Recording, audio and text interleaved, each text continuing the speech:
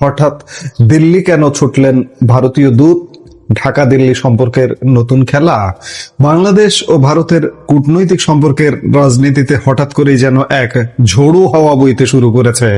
24 ঘন্টার ব্যবধানে বাংলাদেশের সরকার ও প্রশাসনের সর্বোচ্চ পর্যায়ের 3টি অত্যন্ত গুরুত্বপূর্ণ বৈঠক শেষেই হঠাৎ করে দিল্লির উদ্দেশ্যে ঢাকা ছাড়লেন ঢাকায় নিযুক্ত ভারতীয় হাই কমিশনার দীনেশ ত্রিবেদী।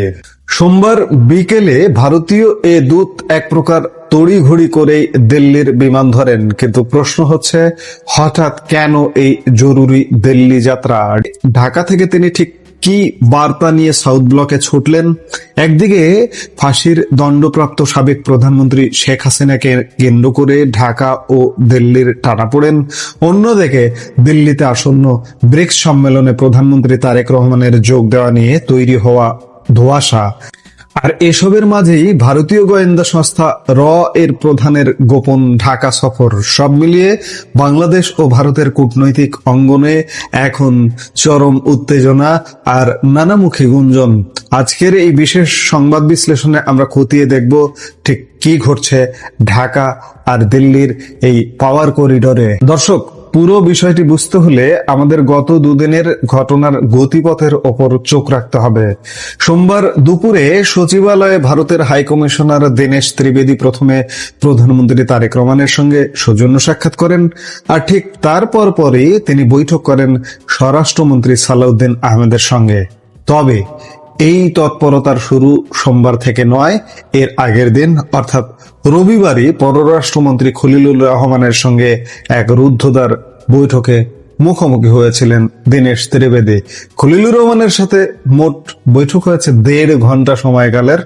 এর মধ্যে কোনো কর্মকর্তা, দুই পক্ষের কোনো কর্মকর্তা ছিলেন না, শুধুমাত্র খলিলুর রহমান এবং দীনেশ ত্রিবেদীর মধ্যে কমপক্ষে আধা ঘন্টা একান্ত বৈঠক হয়েছে। মাত্র একদিনের ব্যবধানে বাংলাদেশ সরকারের নীতি নির্ধারণী 3 শীর্ষ ব্যক্তির সাথে এই বৈঠকগুলো সম্পন্ন করেই বিকেলে ভারতের উদ্দেশ্যে ঢাকা ছাড়েন ভারতীয় দূত। আনুষ্ঠানিকভাবে দায়িত্ব নেওয়ার প্রায় 1.5 মাসের মাথায় এটাই ছিল প্রধানমন্ত্রী তারেক রহমানের সঙ্গে দীনেশ ত্রিবেদীর প্রথম সাক্ষাৎ। ঢাকার কূটনৈতিক অঙ্গনের একাধিক নির্ভরযোগ্য সূত্র নিশ্চিত করছে, বাংলাদেশের উচ্চ পর্যায়ের নীতি নির্ধারকদের সাথে যে বার্তা আদান প্রদান হয়েছে, বাংলাদেশ সরকারের বর্তমান অবস্থান ও মনোভাব ঠিক কি তা ভারতের পররাষ্ট্র মন্ত্রণালয় ও উচ্চ পর্যায়ে দ্রুত পৌঁছে দেওয়ার উদ্দেশ্যে মূলত দীনেশ ত্রিবেদীর এই জরুরি দিল্লি যাত্রা। তবে ভারতীয় দূত হঠাৎ কেন দিল্লি গেলেন সে বিষয়ে ঢাকায় অবস্থিত ভারতীয় হাই কমিশন যথারীতি মুখে কুলুপ এঁটেছে। কোনো মন্তব্য করতে তারা নারাজ। এখন প্রশ্ন দাঁড়ায়, বাংলাদেশ সরকার ভারতীয় দূতকে ঠিক কি বার্তা দিয়েছে? প্রধানমন্ত্রীর সঙ্গে সাক্ষাতের পরপরই পররাষ্ট্রমন্ত্রী খলিলুর রহমান পররাষ্ট্র মন্ত্রণালয়ে সাংবাদিকদের সামনে স্পষ্ট করেন আলোচনার আসল বিষয়বস্তু, তবে অনেক কিছুই অপ্রকাশিত রয়েছে। তিনি জানান, মানবতা বিরোধী অপরাধের দায়ে ফাঁসির দণ্ড নিয়ে ভারতে অবস্থানরত সাবেক প্রধানমন্ত্রী শেখ হাসিনাকে দ্রুত বাংলাদেশের কাছে প্রত্যর্পণ করার জন্য দিল্লিকে আনুষ্ঠানিকভাবে অনুরোধ জানানো হয়েছে। শুধু তাই নয়, ইনকিলাব মঞ্চের আহ্বায়ক ওসমান হাদি হত্যাকাণ্ডের সাথে জড়িত আসামিদেরও ভারতে পালিয়ে থাকার তথ্য উল্লেখ করে তাদের দ্রুত ফেরত দেওয়ার আহ্বান জানিয়েছে ঢাকা। পররাষ্ট্রমন্ত্রী আরও জানান, দুই প্রতিবেশী দেশের দ্বিপক্ষীয় সম্পর্ককে ইতিবাচকভাবে এগিয়ে নেওয়ার জন্য যে ধরনের সহায়ক পরিবেশ দরকার তা অত্যন্ত গুরুত্বের সঙ্গে ভারতীয় দূতের সামনে তুলে ধরা হয়েছে। আসলে সম্পর্কের এই সাম্প্রতিক উত্তেজনার প্রেক্ষাপট তৈরি হয়েছে খুব সম্প্রতি। ভারতে অবস্থানরত শেখ হাসিনা দিল্লিতে সাংবাদিকদের সঙ্গে সরাসরি এক মত বিনিময় অনুষ্ঠানে অংশ নেন। এই ঘটনাকে কেন্দ্র করে ঢাকা দিল্লির সম্পর্কে নতুন করে তৈরি হয় তীব্র অসন্তোষ ও টানাপোড়েন। এমনকি এই সম্পর্কের প্রভাব পড়েছে আগামী সেপ্টেম্বরে দিল্লিতে অনুষ্ঠেয় ব্রিক্স শীর্ষ সম্মেলনেও। ব্রিক্সের আউটরিচ পর্বে অংশ নেওয়ার জন্য ভারতের প্রধানমন্ত্রী নরেন্দ্র মোদীর কাছ থেকে ইতিপূর্বেই আমন্ত্রণ পেয়েছেন বাংলাদেশের প্রধানমন্ত্রী তারেক রহমান। এটি বলে নেওয়া ভালো যে ব্রিক্স সভাপতি বিমস্টেক সভাপতিকে আমন্ত্রণ জানিয়েছেন, কিন্তু ভারতের এই আমন্ত্রণে বাংলাদেশ শেষ পর্যন্ত সাড়া দেবে কিনা বা প্রধানমন্ত্রী তারেক রহমান দিল্লি যাবেন কিনা তা নিয়ে তৈরি হয়েছে ধোঁয়াশা। এটি এখনো প্রকাশ্য নয়, অপ্রকাশ্য। আমরা কিন্তু বলছি যে প্রধানমন্ত্রী তারেক রহমান দিল্লি যাবেন, যেতেই হবে তাকে। পররাষ্ট্রমন্ত্রী খলিলুর রহমানও সাংবাদিকদের প্রশ্নের জবাবে জানিয়েছেন, প্রধানমন্ত্রী ব্রিক্স সম্মেলনে যোগ দিতে দিল্লি যাবেন কিনা সে বিষয়ে সরকার এখনো চূড়ান্ত কোনো সিদ্ধান্ত নেয়নি। তাহলে কি বুঝতে পারছেন? এটি আগাম প্রকাশ কেন করবে না? বাংলাদেশে এই মুহূর্তে জঙ্গিদের একদম স্বর্গরাজ্যে পরিণত হয়েছে। যদি আগাম প্রকাশ করে দেয় তাহলে জঙ্গিরা দেশটাকে অস্থির করে ছেড়ে দেবে। সারা বাংলাদেশে অলরেডি বোমা ফিট করা রেডি হয়ে গেছে, জাস্ট রিমোট কন্ট্রোল চাপবে, সুইচ টিপবে, বম্বিং হবে। এমন নানা ঘটনা ঘটবে, যার কারণে কৌশলগত কারণে প্রধানমন্ত্রী তারেক রহমানের এই সম্ভাব্য ভারত সফর আগেই প্রকাশ করা হচ্ছে না, অল্প কয়েকদিন আগে প্রকাশ করা হতে পারে। বাংলাদেশের পক্ষ থেকে যখন এই কঠোর ও স্পষ্ট বার্তা দেওয়া হচ্ছে, তখন ভারতের দৃষ্টিভঙ্গি ঠিক কি?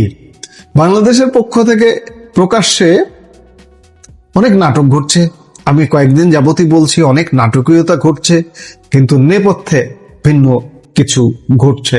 এই ভিন্ন কি ঘটছে সেগুলো আপনারাও প্রকাশ্যে অল্প কিছুদিনের মধ্যেই দেখতে পাবেন।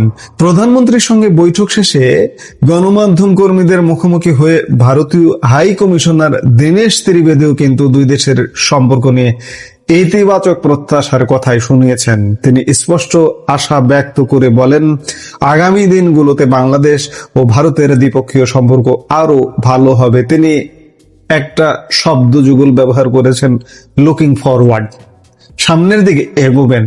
সাক্ষাৎ বেশ ভালো হয়েছে উল্লেখ করে তিনি বলেন, আমাদের আমন্ত্রণ তো আগে থেকেই আছে।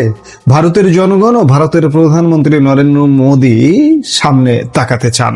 আমরা ইতিবাচক। আমি খানিক আগে যেটি বললাম, তিনি আরো একটি গুরুত্বপূর্ণ গণতান্ত্রিক তথ্য তুলে ধরে বলেন, দুজন নেতা যখন একসঙ্গে বসবেন বা আলোচনা করবেন তখন গণতন্ত্রে নানাবিধ সমস্যা বা ইস্যু থাকবে। ইস্যু না থাকলে সেটা তো আর গণতন্ত্র থাকে না। ভারতের নিজস্ব কিছু বিষয় থাকবে, বাংলাদেশের কিছু বিষয় থাকবে, তবে দুই দেশের সাধারণ মানুষের একটাই চাওয়া, তা হলো একটি সুন্দর ও ভালো সম্পর্ক। উল্লেখ্য, কূটনৈতিক রাজনীতিতে দীনেশ ত্রিবেদীর আগমন কিন্তু বেশ তাৎপর্যপূর্ণ।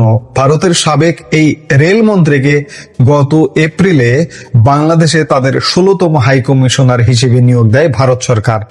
দুই প্রতিবেশী দেশের কূটনৈতিক ইতিহাসে এই প্রথম ভারত কোনো পেশাদার কূটনীতিকের পরিবর্তে একজন ঝানু রাজনীতিবিদকে হাই কমিশনার হিসেবে ঢাকায় পাঠিয়েছে।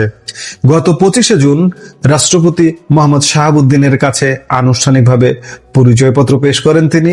এরপর 29শে জুলাই পররাষ্ট্রমন্ত্রী ও পররাষ্ট্র প্রতিমন্ত্রীর সঙ্গে বৈঠক এবং সবশেষ 10ই আগস্ট প্রধানমন্ত্রী ও স্বরাষ্ট্রমন্ত্রীর সঙ্গে বৈঠক শেষেই তার এই আকস্মিক দিল্লি সফর। তবে কূটনৈতিক এই দৃশ্যপটের নেপথ্যে আরেকটি চরম নাটকীয় ঘটনা ঘটেছে, যা পুরো সমীকরণকে আরো রহস্যময় করে তুলেছে। দীনেশ ত্রিবেদী যখন একের পর এক হাই ভোল্টেজ বৈঠক করছেন, ঠিক সেই একই সময়ে নীরবে ঢাকা সফর করে গেলেন ভারতের গোয়েন্দা সংস্থা র বা রিসার্চ অ্যান্ড অ্যানালাইসিস উইং এর প্রধান পরাগ জৈন। বাংলাদেশি সংশ্লিষ্ট কর্তৃপক্ষের বিশেষ আমন্ত্রণে পরাগ জৈন 4 সদস্যের একটি অত্যন্ত উচ্চ পর্যায়ের প্রতিনিধি দল নিয়ে এই ঢাকা সফরে আসেন। এই সফরটি ছিল একেবারেই নজরদারির বাইরে। এয়ার ইন্ডিয়ার একটি নিয়মিত ফ্লাইটে গত রবিবার বিকেলে তারা শাহজালাল আন্তর্জাতিক বিমানবন্দরে অবতরণ করেন এবং ঢাকার রেডিসন ব্লু ওয়াটার গার্ডেন হোটেলে অবস্থান নেন। সবচেয়ে চমকপ্রদ তথ্য হলো, বাংলাদেশে আসার ঠিক আগে চীন সফর সম্পন্ন করেছেন র প্রধান। আর ঢাকা সফরকালে গতকাল সোমবার প্রতিনিধি দলটি প্রধানমন্ত্রী তারেক রহমানের প্রতিরক্ষা বিষয়ক উপদেষ্টা ব্রিগেডিয়ার জেনারেল অবসরপ্রাপ্ত ডক্টর এ.কে.এম. শামসুল ইসলামের সঙ্গে অত্যন্ত গুরুত্বপূর্ণ বৈঠক করেন। এমনকি কোন নির্ভরযোগ্য কূটনৈতিক সূত্র দাবি করছে, এই শক্তিশালী প্রতিনিধি দলটি স্বয়ং প্রধানমন্ত্রী তারেক রহমানের সাথেও সাক্ষাৎ করেছেন।